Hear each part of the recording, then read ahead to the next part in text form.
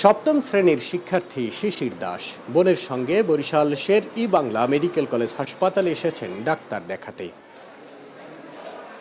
বাসার বাইরে খেলাধুলার সুযোগ না থাকায় মোবাইলে গেম খেলেই অবসর সময় কাটে তার।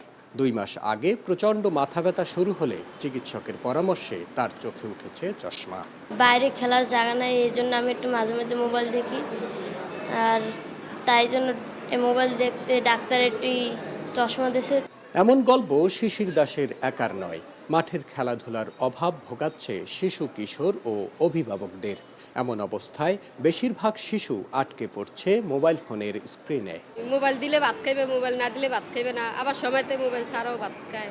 বিশেষজ্ঞরা বলছেন প্রতিদিনই বাড়ছে চোখের সমস্যা নিয়ে হাসপাতালে আসা শিশু রোগীর সংখ্যা। এর মধ্যে 1/3 শিশুর চোখের ক্ষতির প্রধান কারণ মাত্রাতিরিক্ত স্মার্টফোনের ব্যবহার। দূরের জিনিস দেখতে পায় না, কাছের জিনিস দেখতে পায়। এটার সংখ্যা 25 থেকে 30% হবে। এটার অন্যতম কারণ হচ্ছে ইদানিং বাচ্চারা অনেক ডিভাইস ইউজ করে, মোবাইল, বিশেষ করে গেম খেলছে বাচ্চারা।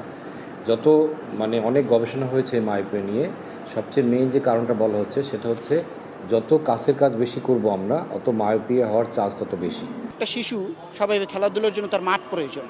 শহর অঞ্চলে কি আপনি মাঠ পাবেন? বরিশালে আপনি কয়টা মাঠ পাবেন? শুধুমাত্র চিকিৎসা দিলেই একটা শিশু ভালো হয়ে যাবে, ব্যাপারটা এরকম না।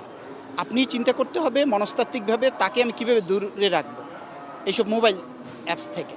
এখন সেটা করতে গিয়ে আপনি তো শুধুমাত্র চিকিৎসার উপরে নির্ভর করলে হবে না, সামাজিকভাবে এটা করতে হবে।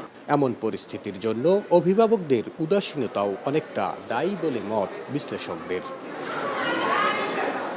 খাবার খাওয়ানো বা বায়না থামানো সহজ সমাধান হিসেবে আপনার সন্তানকে যে স্মার্টফোন তুলে দিচ্ছেন, তাতে তার ভবিষ্যৎ অন্ধকার হয়ে যাচ্ছে। এখনই সচেতন না হলে আপনার আদুরে সন্তান হারাতে পারে চোখের দৃষ্টিশক্তি। সৈয়দ মেহেদী হাসান, স্টার নিউজ, বরিশাল।